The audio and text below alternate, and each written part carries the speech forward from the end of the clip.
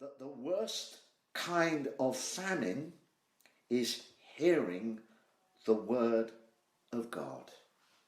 And there he stresses it right at the end in that verse of hearing the words of the Lord. That is the worst form of famine that hits man. And yet that is the one that's never referred to. That is the one that even very few Christians really understand or proclaim or speak out or whatever it is. You see, the nature of this famine is, it isn't food, but it's hearing. And there is the problem. The great problem is in the hearing.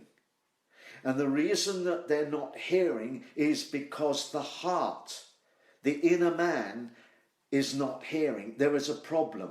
If your heart is right with God, your inner man is right, then your spiritual hearing is right. In other words, it actually means being deaf. That's how it actually speaks. It speaks of being deaf. Now, there are people who are deaf. They can't hear.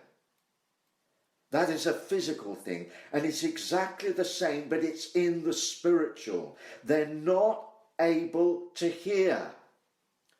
The tragedy is they may go to a meeting, they may come into this meeting, they might stay through the whole teaching, but they're unable to hear. You say to me, Pastor, that sounds pretty dramatic, what you're saying. Well, let me prove this.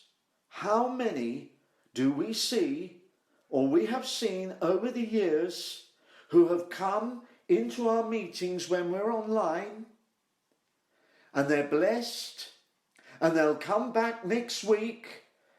They want to know the time and everything. And what do we find? A lot of the time we don't hear or see any more of them. Yet they say the right things. They say they were blessed. What is happening there? Exactly what it says here in Amos. They are not able to hear. They may have said all the right things, but they are not able to hear.